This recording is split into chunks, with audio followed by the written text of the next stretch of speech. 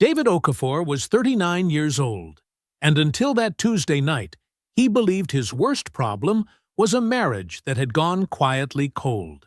He was a civil structural engineer, methodical, loyal, the kind of man who still left post-it notes on his wife's lunch after 6 years of marriage.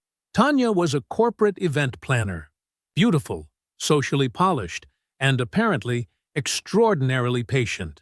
Because what David had no way of knowing was that for 26 months, while he worked toward partner and kept choosing to believe in her, Tanya had been building a legal case designed to take everything he had ever built. She had a law firm. She had a secret bank account. She had an apartment already secured in her maiden name. And she had recruited someone David considered a brother to testify against him. Then, the night before she pulled the trigger on all of it, David's phone rang. His mother. She never called on Tuesdays. Her voice was barely above a whisper. "Move your money tonight. Don't ask why." David didn't fully understand what was coming, but he trusted that voice more than he had ever trusted anyone. So he moved the money. And the next morning, a process server walked into his firm and asked for him by name. Tanya had planned for every version of David, except the one his mother just created. Before we jump into the story, comment where in the world you are watching from and subscribe, because tomorrow's story is one you need to hear. The alarm never had a chance. David Okafor was already awake at 5:47 a.m., standing at the kitchen counter in a pressed charcoal shirt, his tie draped over the back of a chair, his briefcase packed and latched by the front door. The coffee was brewing. His lunch was made. He was writing a post-it note in his small, even handwriting, chicken and rice in the blue container. "Don't forget your 3 o'clock," and sticking it to the handle of Tanya's lunch bag before placing it on the second shelf of the refrigerator, right where she'd see it. He had been doing this for 11 years. She had stopped saying thank you for it sometime around year 9. He noticed. He didn't say anything. That was David Okafor in 4 words. He noticed, said nothing. Not because he was weak. Not because he didn't care. But because David processed the world the way he processed structural blueprints. Methodically, completely, and without rushing to conclusions he couldn't yet support with evidence. He was a civil structural engineer at Hartfield & Crane, one of the most respected firms in the city. In 3 months, if the vote went the way everyone expected it to go, his name would be added to the letterhead. 12 years of careful, excellent work. No shortcuts, no politics, just the kind of consistent competence that eventually became impossible to overlook. He poured his coffee into a steel travel mug and stood at the kitchen window for a moment, looking out at the city below, lights still blurred in the early dark, the street quiet, the sky a flat, pale gray. The apartment was expensive. Everything in it was well chosen. The furniture was solid. The rugs were real. The art on the walls had been selected carefully over years. It was also, in some way, David had never quite found the right word for cold. Not in temperature. In feeling. The kind of cold that settles into a space when 2 people have slowly, quietly, stopped filling it with anything warm. He took a sip of coffee. Tanya was still asleep. She wouldn't be up for another hour and a half. She had a networking dinner last night, her 3rd this month, and had come in after midnight, while David lay still in the dark, listening to the careful sounds of a woman who was trying not to wake someone. He had stayed very still. He was good at that. They had been together 12 years, married for 6, no children. A grief that lived in a quiet room inside David that he did not open often. Tanya had redirected that particular loss into her career, into her social calendar, into a version of their life that looked full from the outside. David was good at noticing the difference between what looked full and what actually was. He had noticed, for example, 14 months ago, when Tanya started password protecting her laptop. She had always been private with her phone. But the laptop was where they used to book vacations together, pull up recipes, file taxes side by side at the dining table.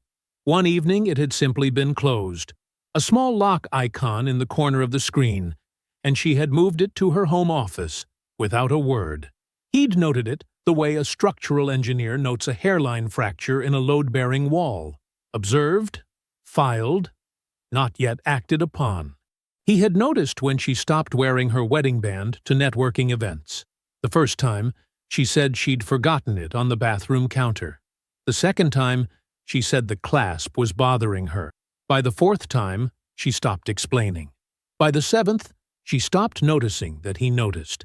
He had noticed the way she laughed on late-night phone calls when she thought he was asleep. Not the laugh she used with clients, which was bright and practiced. Not the laugh she used with her sister Vivienne, which was loose and a little loud. This laugh was quieter, lower, the kind of laugh that happened close to someone. David had said nothing about any of it. He did not say nothing because he was afraid. He said nothing because he had learned, over the course of a very deliberate life, that a man who speaks before he is ready gives away his position. His mother had taught him that. Not in words, in the way she had survived his father's business, partner draining their savings when David was 9 years old. Not by falling apart, not by making noise, but by going very still and very focused until she had built something new from the ground up. Rochelle Okafor did not rage. She rebuilt. She called every Sunday his mother. 7 p.m. without fail. He could set his watch to it. But lately, when her calls turned to small talk about his week, about the apartment, about social plans, and Tanya's name came up naturally in the conversation, Rochelle would go quiet. Not the comfortable quiet of a woman choosing her words. A different kind of quiet.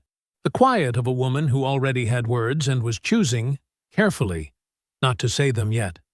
David had noticed that too. He finished his coffee, rinsed the mug, picked up his briefcase. It was a Tuesday, like any other Tuesday, until 9 p.m., when his phone rang. His mother, calling on a Tuesday. Rochelle Okafor never called on Tuesdays. He answered on the second ring. "Ma." "David." Her voice was low, careful. Not the voice she used when she was worried. Rochelle's worried voice had a particular breathlessness to it, a slight rise at the end of each sentence. This was the other voice, the one she'd used the morning she sat him down at the kitchen table and explained calmly and completely what his father's business partner had done to their family. The voice of a woman who had already processed the worst of something and was now simply delivering the facts. "I need you to listen to me," she said. "Don't ask me questions right now. Just listen." He sat down on the edge of the couch. "I'm listening. Move your money tonight." A pause, brief and deliberate. "The joint accounts, your savings, everything you can touch. Move it tonight, and don't tell Tanya." The apartment was very quiet around him. "Ma," I said, "don't ask me yet." Not sharp, just firm. "I will explain everything, but not tonight. Tonight you move the money. You document every transfer, and you don't say a word to her." She hung up before he could find the next sentence. David held the phone in his hand for a moment. The screen went dark. He set it on the cushion beside him and looked at the coffee table, at the coaster with the ring stain Tanya had always meant to have buffed out, at the remote control placed at a precise angle that was his doing, not hers. He sat there for 47 minutes. He wasn't panicking. That was not how David Okafor was built. But he was doing what he always did when a new piece of information disrupted an existing structure. He was running the load calculations. He was checking every beam. On one side of the scale, 12 years, 6 years of marriage, a woman asleep 20 feet away in the bedroom they shared, the life they had built together, or the life he had believed they were building together. His own deep, abiding discomfort with acting against his wife based on a phone call with no explanation. On the other side of the scale, his mother, who had never, not once in 39 years, given him bad information, who was precise and measured in all things, and would not have called on a Tuesday night, and told him to move his money without a reason that warranted it. And below that, running like a current underneath everything else, the laptop with the lock icon, the wedding band left at home, the low laugh on late-night calls, 14 months of hairline fractures he had noted and filed and not yet acted on. He looked at the closed bedroom door. Then he got up, went to his desk in the corner of the living room, and opened his laptop. The first transfer took 11 minutes to set up. A new single-name account at Meridian Bank, a branch across town where he and Tanya had no shared history. He moved deliberately through every screen. No rushed clicks, no hesitation once the decision was made. He transferred the joint savings account first, then his personal investment account, then the home equity line he had quietly stopped drawing from 8 months ago without ever explaining why, not even to himself, until right now. Right now it was obvious why. He had sensed something without naming it.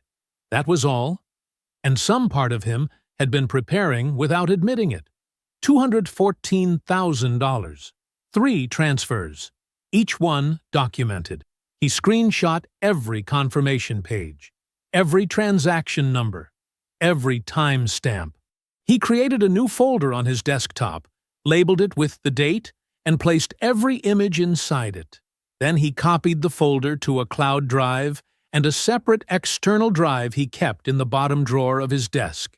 He did it the way he did all things, completely, without leaving anything unfinished. When it was done, he sat for a moment in the glow of the laptop screen. The apartment was still.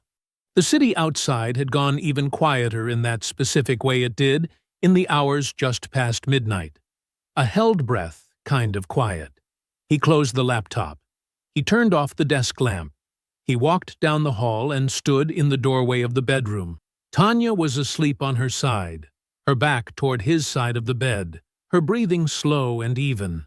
The room smelled like her perfume and the faint cedar of the closet. Familiar, completely familiar. David stood there for a moment, looking at the shape of her in the dark. He had expected to feel something large. Rage, maybe. Or the heavy, collapsing grief of a man losing something he loved. But what settled into his chest instead was neither of those things. It was quiet and cold and clarifying, like the temperature of a room after all the heat has been taken out of it. He crossed to his side of the bed, pulled back the covers, lay down in the dark without making a sound. Tanya slept on. David lay on his back, eyes open, staring at the ceiling. He did not sleep, but he was not restless. He was not even afraid. He was simply, completely awake. David got to work at 7:02 a.m. He stopped in the small kitchen off the main hallway, poured himself a coffee, and exchanged 2 or 3 words with a colleague who was already there. Something about a site inspection, a rescheduled meeting, normal Tuesday morning conversation. David nodded in the right places, kept his voice easy, and walked to his desk without rushing. He had a structural report due by Thursday. A drainage analysis for a commercial development in the Western District that had been giving him problems for 2 weeks. He pulled it up, set his coffee on the coaster he kept in the top right corner of his desk, and read through where he'd left off. He was not thinking about the money. He was not thinking about Rochelle's call. He was working because working was what the morning required. And David Okafor did not leave things unfinished. At 8:14, he caught a small error in the load distribution table. He fixed it, documented the correction, moved on. At 8:51, his desk phone rang. The front receptionist, Celia, who had worked at the firm for 11 years and had the particular calm of someone who had seen everything twice. "David, there's someone in the lobby asking for you. He says he's a process server." David set down his pen. "I'll be right there," he said. He walked to the lobby with his hands loose at his sides.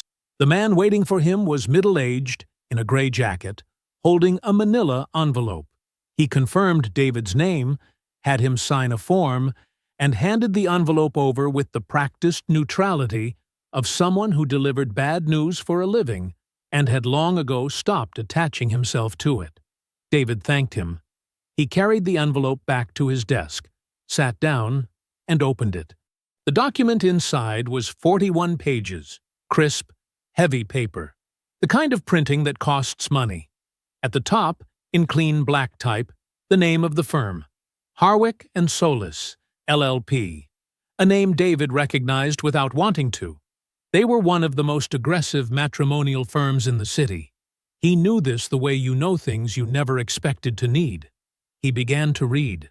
He read the way he reviewed engineering reports, front to back, methodically, without skimming, without letting his reaction outpace his comprehension. He kept his face neutral. His office was open plan, and 3 of his colleagues were within sightline. None of them looked over. None of them had any reason to. The petition cited a separation date of 26 months ago. He read that line twice. 26 months ago, he and Tanya had taken a trip to Savannah for their anniversary. He had booked the hotel. He had planned the dinner reservation. He remembered the restaurant, small place near the waterfront, white tablecloths, a jazz quartet in the corner. He remembered thinking she seemed distracted but deciding not to press it. A good husband giving his wife space. 26 months ago, according to this document, their marriage was already legally over. And because of that claimed date, Tanya's attorney would argue that she was entitled to a portion of everything David had earned in the 2+ years since, including his projected partnership bonus, listed here in the petition with a specificity that stopped his breath for exactly 1 second before he controlled it. They had listed the bonus, the projected range, the likely structure. David looked at that section for a long moment. That number was not public. It was not in any joint document. It was not something Tanya would have overheard. Someone had provided it deliberately, which meant someone had access they should not have had, or someone had told them. He turned the pages. The petition cataloged joint accounts, specific assets, the rental property, a vehicle. It was thorough and informed and constructed by people who had been handed a roadmap from the inside. Then he reached the section on co-petitioner's affidavit. It was a supporting declaration, cited for marital fault. The text referenced emotional unavailability and financial control. It referenced specific incidents, a birthday gathering David had left early due to a project deadline, an argument about expenses that David barely remembered, moments reframed and arranged into a portrait of a man who was cold and withholding. At the bottom of the reference, the witness was listed by initials, per procedural standard. B.C. David read the initials once, read them again. He sat very still. Brendan Cross had been in David's home more times than he could count, had sat at his table, had watched the Giants with him on that couch, had held a speech at their wedding, a real speech, warm and funny, with a story about the time David had driven 4 hours to help him move after a bad breakup, had looked David in the eye every week for 15 years. B.C. David read the document a second time, cover to page 41. He did not skip a line. When he finished, he folded it along its original crease and placed it in his briefcase. He picked up his phone and sent a text to his mother. "You knew. Thank you. I need Phyllis Drummond's number." 3 dots appeared almost immediately. Then a contact card. She had already looked her up. David set the phone face down on his desk. He opened the bottom drawer and removed a fresh yellow legal pad.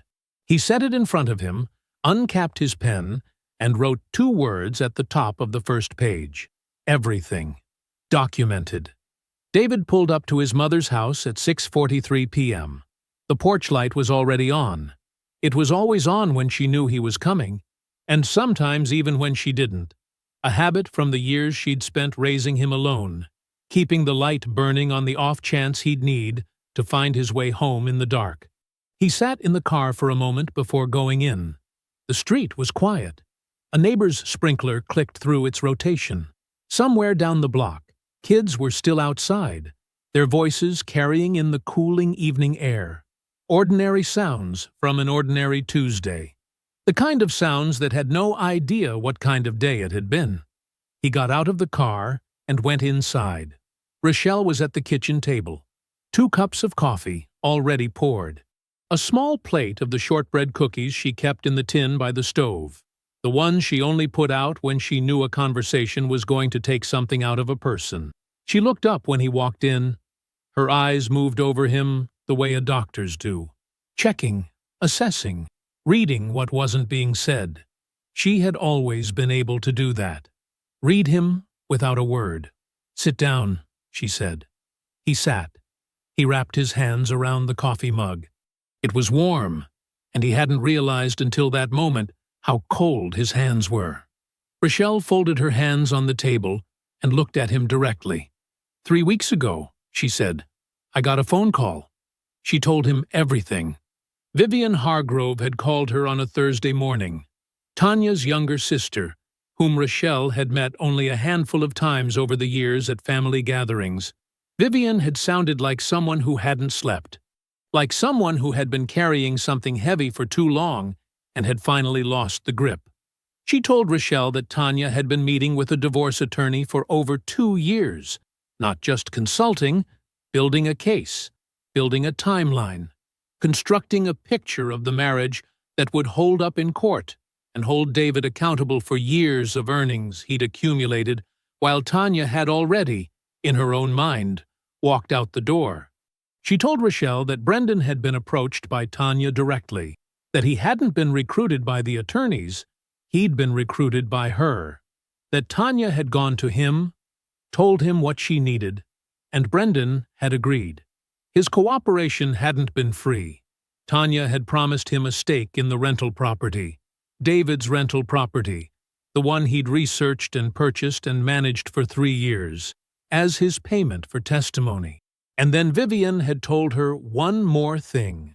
Tanya had already found a new apartment, had already signed the lease, had already paid the security deposit from a personal account she'd opened 18 months ago in her maiden name, Hargrove, so the transactions wouldn't surface in any joint statement David might review.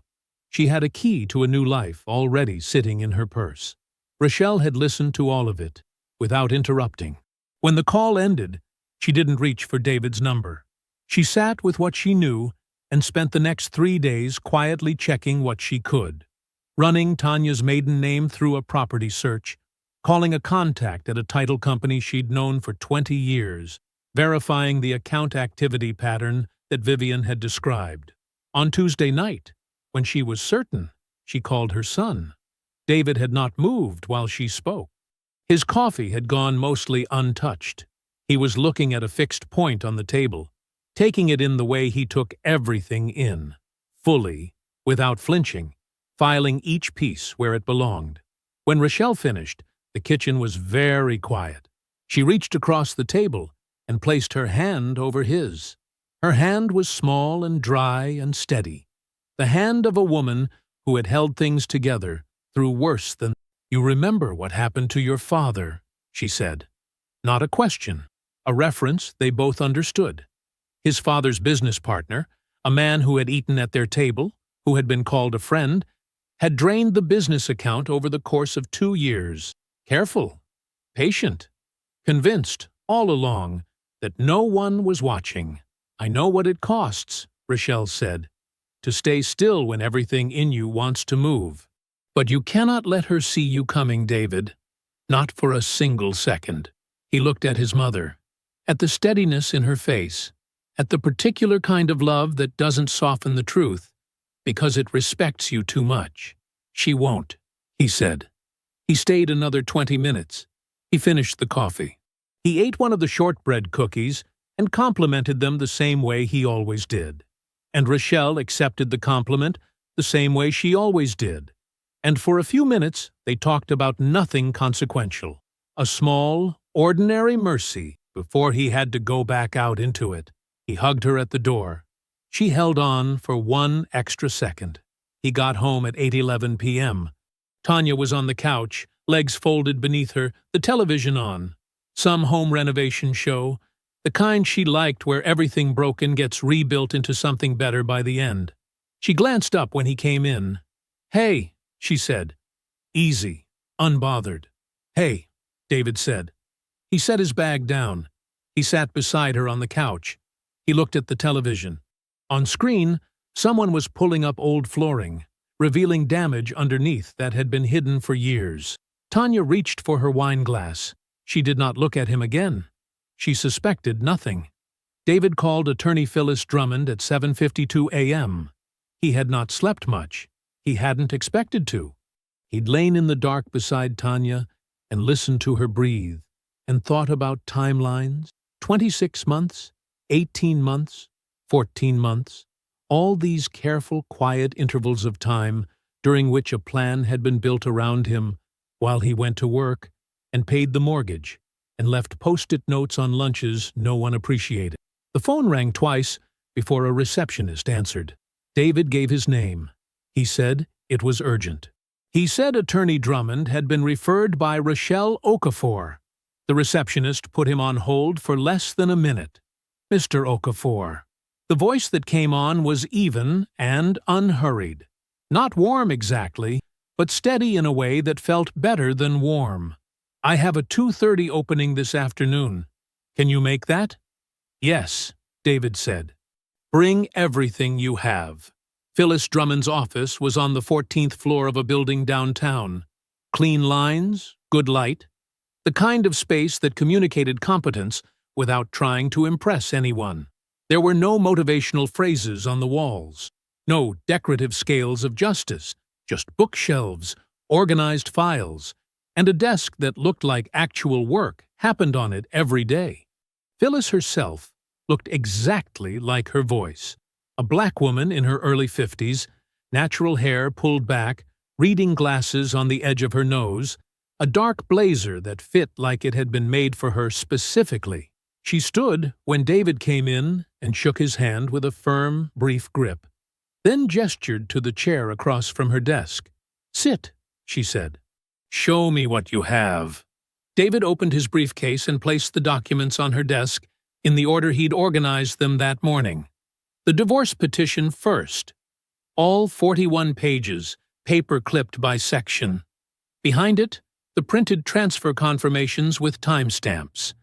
Behind that, the screenshots he'd taken of each step in the transfer process, the account numbers, the balances before and after. Phyllis picked up the petition.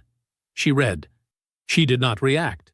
She turned pages with the steady efficiency of someone who had read 100 documents like this one and understood not just what each word meant, but what each word was trying to do. It took her 11 minutes. She set it down and picked up the transfer records. These she reviewed more quickly, running a finger down the page, cross-referencing dates, checking timestamps against the service of process notation on the front of the petition. Then she set everything down and looked at David. "The transfers are clean," she said. "You moved before service of process and before any legal hold was in place. The documentation is thorough. Frankly, more thorough than most clients manage even with guidance." She paused. "Was that natural for you? Or did you know to do it?" "Both," David said. She nodded once, like that told her something useful. "The separation date they're claiming, 26 months, that's an aggressive position. It's not impossible to argue, but it requires evidence. Evidence of a genuine, established separation that your wife maintained consistently during that period. Separate finances, separate living arrangements, a documented record of parallel lives." She folded her hands. "She was living in your home, using your accounts, attending functions with you. That's not separation. That's performance. We'll challenge it, and I expect we'll win that challenge." "And the affidavit," David said. Phyllis's expression did not change. "The affidavit from BC is only dangerous if the claims inside it can be substantiated. Testimony that can't be backed up by evidence isn't testimony. It's noise, and it will face full deposition." She let that land for a moment. We will depose him. He will be asked to support every assertion under oath. If he can't, and I suspect there are reasons he won't be able to, the affidavit collapses. She picked up her pen. I have one question for you, Mr. Okafor, and I need you to think before you answer it. She looked at him directly. Is there anything she can use against you? David thought about it. He thought about it the way he thought about every serious question. Genuinely, without rushing to an answer he wanted to be true. He thought about the years, the lunches with the post-it notes, the rental property he had researched alone, purchased alone, managed alone, the vacations he had planned, the dinners for her family he had paid for without being asked and without keeping score. Until now, when keeping score turned out to matter enormously. He thought about who he had been in this marriage, the kind of husband he had been. No, he said. I've been a good husband. He paused. That was the problem. Phyllis held his gaze for a moment. Then she uncapped her pen. Good, she said. Then we build. She gave him his homework directly. No preamble, no softening. A complete financial chronology of the marriage. Every shared contribution, documented. Every home improvement, with cost. Every vacation. Every gift to Tanya's family. The birthday dinners. The graduation presents. The money sent to her mother twice when things were tight for that side of the family. All of it. Receipts where he had them. Bank statements where he didn't. His own memory organized into a timeline and cross-referenced against what the records could confirm. People underestimate how much they've given, Phyllis said. Don't underestimate it. Write it all down. He was at his desk by 7 that evening. He had his laptop open, a legal pad beside it. A cup of coffee he kept reheating in the microwave because he kept forgetting it was there. He pulled up 6 years of bank statements. He pulled up email threads from contractors, from the vacation rental site, from the home improvement store where he'd bought the materials to redo the guest bathroom himself over a long weekend 2 years ago. He wrote everything down. He wrote down the $4,200 he'd wired to Tanya's mother during the rough patch in 2021, the one Tanya had called him crying about at work, and he'd transferred the money before she'd even finished explaining. He wrote down the anniversary trip to Portugal, flights, hotel, the cooking class she'd wanted to take, the jewelry she'd seen in a shop window, and he'd gone back for a loan the next morning. He wrote down the roof repair, the new water heater, the refinished hardwood floors that now looked like the floor in a magazine. He wrote it all down. Just past midnight, he organized the documents into a single folder on his desktop. He looked at it for a moment. Then he typed the label and hit enter. The record. The call came 2 days later, just after noon. David was at his desk reviewing load calculations for a bridge support retrofit when his phone buzzed. Rochelle. He picked up on the second ring. Vivian will meet with you, she said. No preamble. This afternoon, if you can make it. Here, at the house. I'll be there at 4, David said. He went back to his calculations. He finished them. He submitted the file. Then he drove to his mother's house. Rochelle opened the door before he reached the porch. Inside, the house smelled the way it always did. Coffee and the faint sweetness of the candles Rochelle kept on the bookshelf in the hallway. The kitchen table had 3 chairs pulled out and a plate of sliced fruit in the center that nobody was going to eat. Vivienne was already seated when David walked in. She was younger than he'd pictured. 34, he knew, but she looked younger than that right now. She had Tanya's same sharp cheekbones, the same dark eyes, but none of Tanya's polish.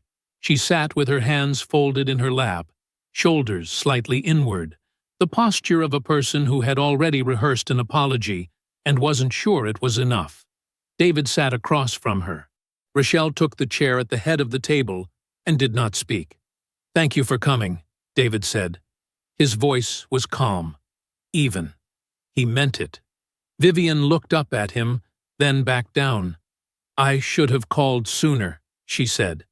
"I knew things I shouldn't have stayed quiet about. I just..." She stopped, pressed her lips together. I kept telling myself it wasn't my business. It's all right, David said. It's not. She shook her head. But I'm here now. She told him what she knew in the order she knew it, which was not always the order things had happened. David listened without interrupting. He did what he always did. He organized the information as it arrived, built the structure of it in his mind, held the pieces steady until the shape became clear. Brendan had not been approached by Tanya's attorneys. He had been approached by Tanya, directly, personally. More than a year before the petition was filed, David kept his face still.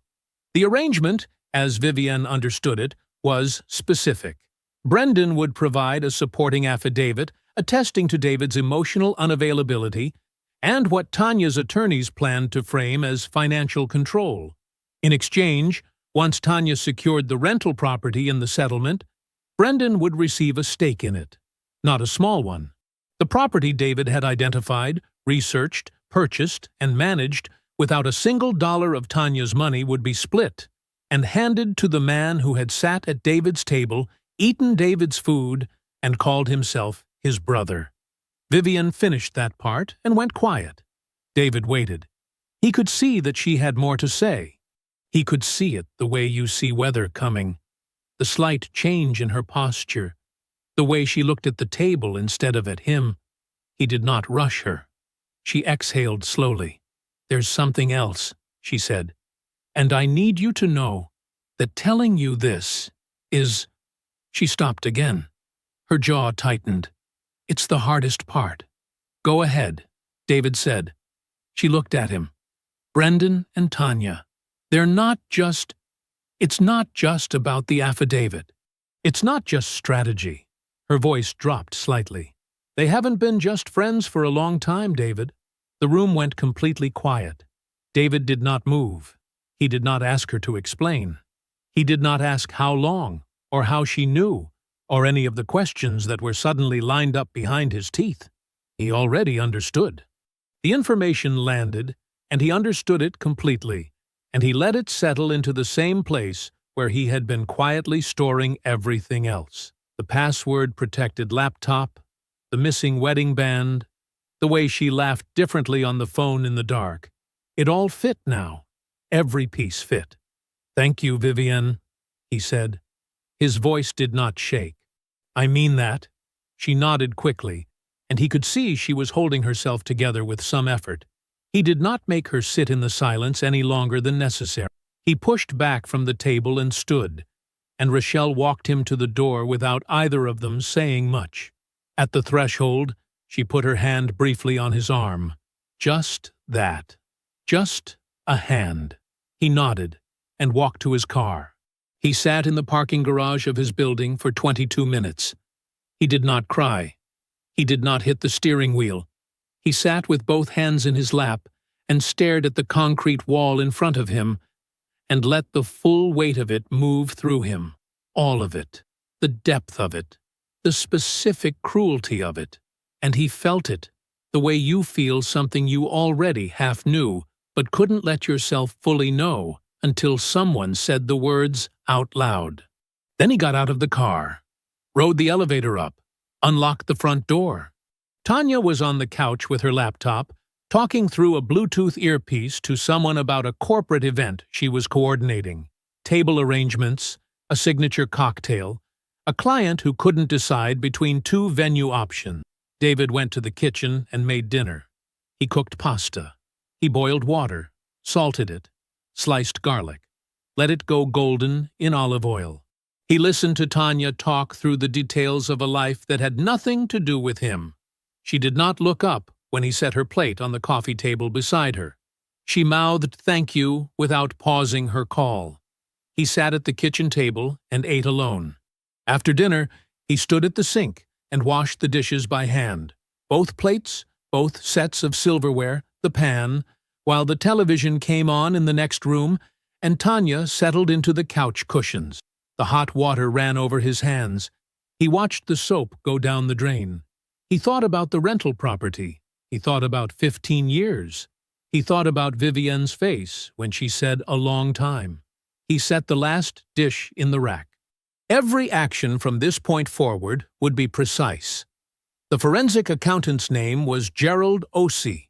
He was a small, precise man in his late 50s, with reading glasses he wore pushed up on his forehead until he actually needed them, at which point he lowered them with the deliberate movement of someone who had done the same thing 10,000 times.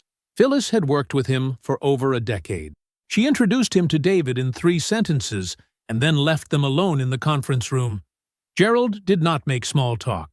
David respected that immediately. "Give me access to everything," Gerald said. "Joint accounts, household accounts, any shared credit lines. 6 years back. I'll need statements, not just summaries." "Already organized," David said. He slid a USB drive across the table. "Labeled by year and account type. There's a spreadsheet index on the drive." Gerald picked up the drive and looked at David over the tops of his glasses. "Most people bring me a shoebox." "I'm not most people," David said. Gerald almost smiled. He plugged in the drive and went to work. 3 days later, Gerald called David at 7:15 in the morning. "Found something," he said. "Can you come in today?" David rearranged his morning and was at Gerald's office by 9. Gerald had printed a single document, a transaction timeline, clean and color-coded, and placed it on the desk between them.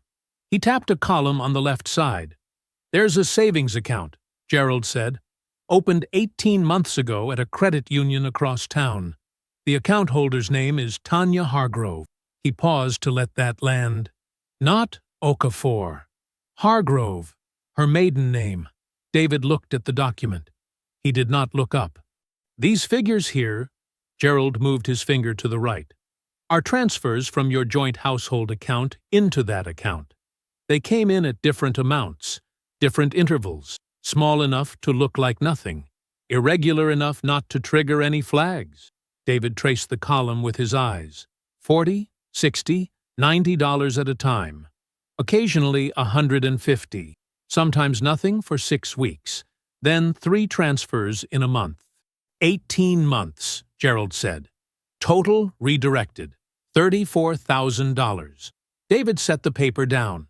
$34,000 from an account he was contributing to every month. From the account he deposited his salary into. Grocery money, utility money, the money he had handed over because that was what he understood partnership to mean. He had been funding her exit. "Marital waste?" David asked. "Documented marital waste," Gerald said. "There's a difference. This isn't a theory. This is a paper trail." David folded his hands on the desk. "Send everything to Phyllis," he said. He found the laptop that same weekend.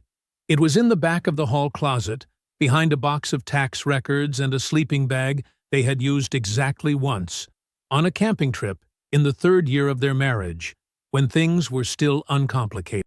A silver laptop they'd shared for a while, retired when David upgraded, and Tanya got her own. He'd meant to wipe it. He never had. He plugged it in. The battery still held a charge. Barely. He opened the cloud backup application and logged in with the shared account credentials. Credentials neither of them had ever changed, because neither of them had thought it mattered. Files from 2 years before the petition was filed, loaded in a quiet, organized list. He sat at the kitchen table and read for an hour and 40 minutes. The messages between Tanya and Brendan were not explicit. They were careful. Careful in the way people are careful when they know they're doing something they cannot undo. But not careful enough, because careful enough would have meant deleting them. And deleting them would have required believing David might one day look. Tanya had never believed that. She had looked at his patience and seen passivity. She had looked at his silence and assumed ignorance. She had been wrong about him for a long time. The messages built a clear picture. Not salacious, but damning. Planning. Coordination. The language of 2 people who shared a secret that belonged to someone else. He closed the laptop, sat still for a moment. Then he opened his phone and sent Gerald and Phyllis each a single message. "I have additional materials. Available whenever you're ready." He met with Phyllis 2 days later. He placed the printed correspondence on her desk alongside Gerald's accounting report. She read through both without speaking, her face composed and unreadable. When she finished, she set the pages down and straightened them into a neat stack. "She came to take your house," Phyllis said. "She's going to leave with nothing she didn't arrive with." David looked at her evenly. "Make sure she knows it was me who built it." Phyllis held his gaze for a moment. Then she nodded once and turned to her computer. "I'll schedule the discovery meeting," she said. "Give me a week." That evening, David sat at his desk and drafted a brief confirmation email to Phyllis. Final documents attached, everything labeled, nothing missing. He read it once, sent it, and closed the laptop. He was asleep by 10 o'clock. It was the first night in weeks that he didn't lie awake listening to the sound of his own thoughts. The offices of Hartwell and Crane occupied the 14th floor of a glass building downtown, the kind of address that was chosen specifically to make opposing parties feel small before they ever sat down. The lobby had marble floors. The receptionist smiled at them the way people smile when they believe they already know how something ends. David noticed all of it. He said nothing. Phyllis walked beside him in a charcoal suit, her leather portfolio tucked under one arm, her heels quiet, and even on the marble. She had not offered him a pep talk in the elevator. She had not offered him one at all. Ever. Which was one of the reasons he trusted her completely. The conference room was long and bright, with floor-to-ceiling windows that looked out over the city. A silver pitcher of water sat at the center of the table, 4 chairs on each side and one at the head. Tanya was already there. She sat at the far end of the table in a cream blazer, her posture perfect, her expression composed. She looked polished and prepared, the way she always looked in rooms where she needed to perform. She did not look at David when he entered. Then she did, briefly, and something moved across her face that she smoothed away too quickly. Her attorney was a man named Ellison, broad-shouldered, silver-haired, the kind of man who treated every room like a stage he had already claimed. He shook Phyllis's hand with the comfortable authority of someone who expected to be in charge of everything that followed. "Miss Drummond," he said. "Good to finally put a face to the name." "Mr. Ellison," Phyllis said, warmly, neutrally, nothing more. They sat. A paralegal arranged folders. Someone filled the water glasses. Ellison opened. He did it well. David would give him that.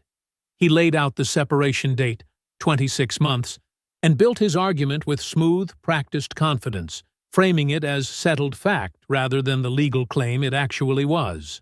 He referenced David's projected partnership earnings with precision, citing figures that could only have come from documents Tanya had accessed directly.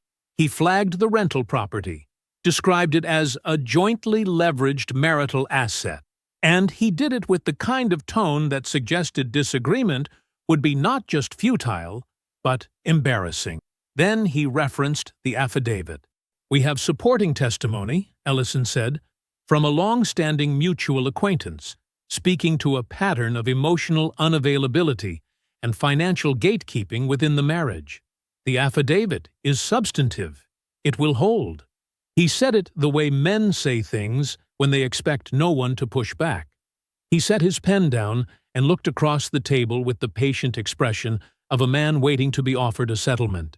Phyllis opened her portfolio. She did not rush. She did not perform. She simply began placing documents on the table, one at a time, with the quiet precision of someone who had been waiting for this exact moment and had never once been in a hurry to reach it. The forensic accounting report came first. Gerald's color-coded transaction timeline. 18 months. $34,000. Tanya Hargrove, account holder. She slid a copy to Ellison without comment and placed the second copy in the center of the table. "Documented marital waste," Phyllis said simply. "Not a theory, a paper trail." Next, the financial chronology David had built. 6 years of contributions, line by line. Every mortgage payment, every home improvement, every vacation, every gift sent to Tanya's family. The document established, plainly and without argument, who had funded the life being divided. "We will be contesting the separation date," Phyllis said.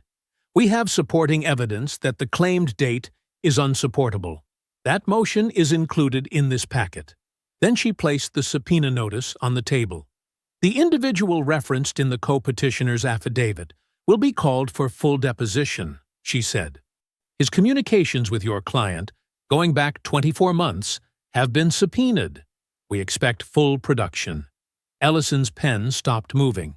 He looked at the notice. His expression did not change, but something behind it did. Then Phyllis reached into her portfolio one final time. She removed a single document, fewer pages than the others, clean and precise, and placed it at the center of the table. "This is a sworn and notarized declaration," she said, "from Vivian Hargrove. She corroborates the timeline of the coordinated exit strategy and makes specific reference to the intended transfer of the rental property to a third party prior to settlement." The room went quiet, not the comfortable quiet of a negotiation pausing to breathe. Something else. David did not look at Tanya. He didn't need to. He saw it in his peripheral vision, the way the color left her face, the way her hand stopped moving on the table in front of her, the way she looked at her own attorney with something she could not fully conceal. Ellison set his pen down. "I'd like to request a brief recess," he said. "Of course," Phyllis said. They stepped out. The door clicked shut behind them, and David, alone with Phyllis in the long, bright room, unfolded his hands, let out a single breath. Slow, controlled, almost imperceptible. They rode the elevator down in silence. The marble lobby opened around them. The receptionist smiled again, the same smile, and this time David almost felt sorry for her. She didn't know yet that the story had already ended differently than she'd assumed. The glass doors opened, and they stepped out into the afternoon. "They'll call within 48 hours, Phyllis said. David looked out at the street, at the city moving around them, indifferent and alive. "Let them," he said. The bar was called Crossroads. Brendan had named it himself, back when the idea had been a dream, and David had co-signed the business loan without hesitation, because that was what you did for family.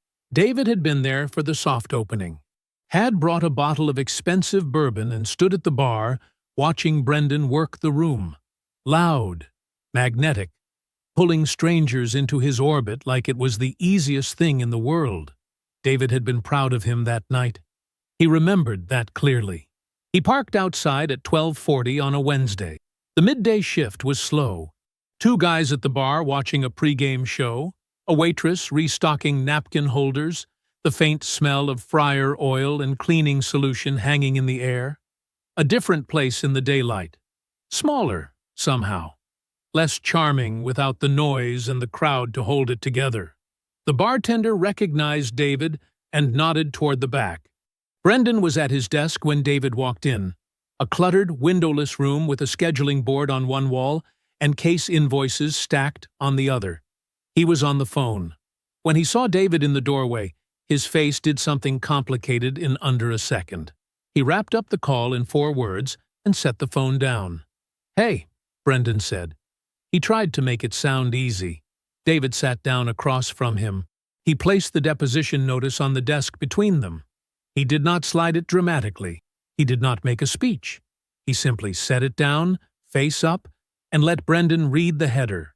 Brendan looked at it, then at David. "I'm not here to argue," David said.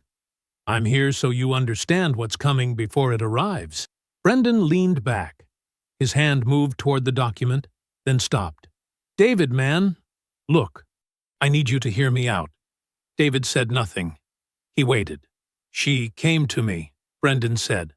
The words came out fast, rehearsed, like he'd been practicing them in the shower for weeks. "Tanya came to me. I didn't go looking for any of this. She told me you two had already been done for years, that it was just about getting out clean, and that—" "I know. I know how it sounds.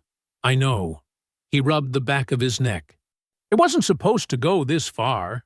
That's the truth. He looked up, and for a second, David could see something real in his face. Not remorse, exactly. More like the look of a man who had told himself a story so many times he was only now hearing how it sounded out loud. David let him finish. Let the silence sit there for a moment after. The deposition is going to ask you to support specific claims, David said. Emotional unavailability. Financial control. You put your name behind those words. He paused. Can you substantiate them, Brendan? Because you've been in my home. You've sat at my table.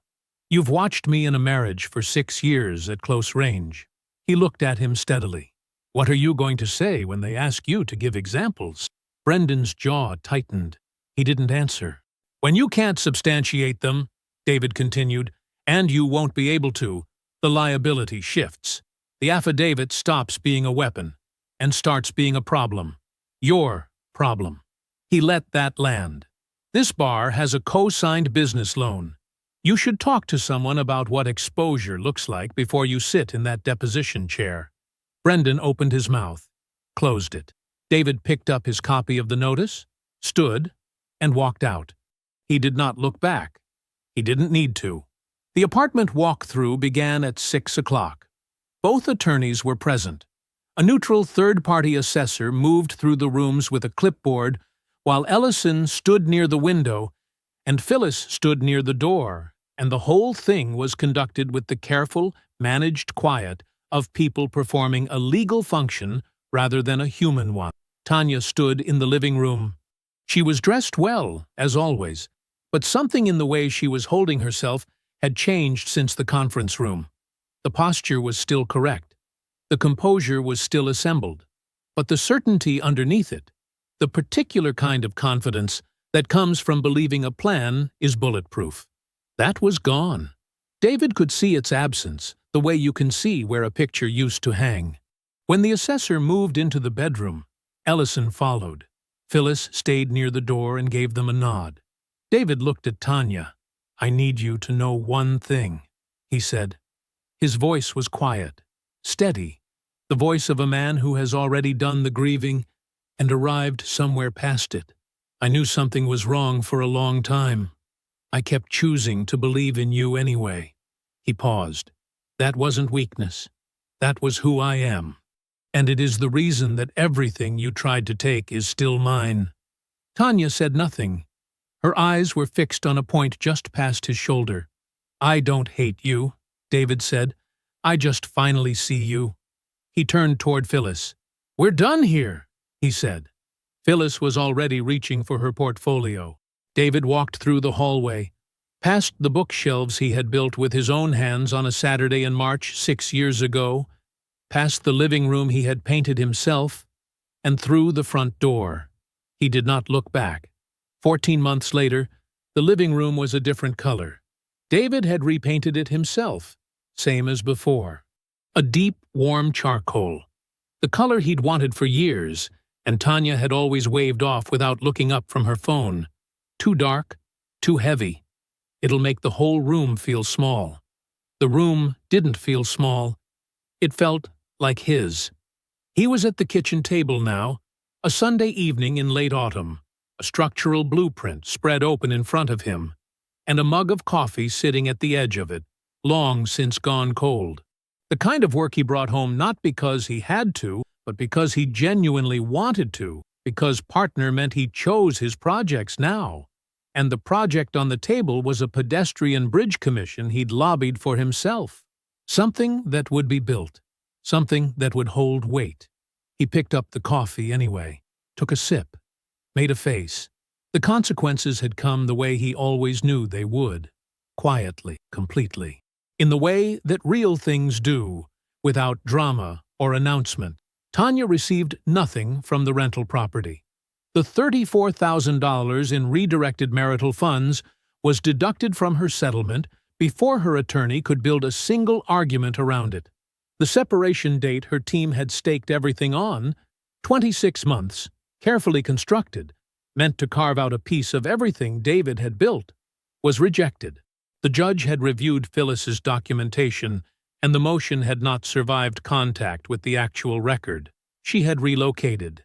The apartment she'd secretly secured in her maiden name, the one she'd been so careful about, the one that was supposed to be a fresh start. It was a significant step down from what she'd planned on. What she'd planned on was David's rental property and a settlement built on 2 years of manufactured grievance. What she got was a 1-bedroom she could afford on her own income, in a neighborhood that was not the one she'd had in mind. The professional network she'd spent 6 years building, the event industry contacts, the corporate clients, the carefully maintained friendships with people she'd met through David's firm dinners and David's colleagues and David's reputation, had thinned out the way smoke does in an open room. Slowly, and then all at once. The people who had been genuinely his drifted back, naturally, without being asked. The rest had moved on, because people who build their connections through proximity to someone else tend not to last when the proximity ends. David didn't think about her often. When he did, it was without heat. Brendan's deposition had been a quiet disaster.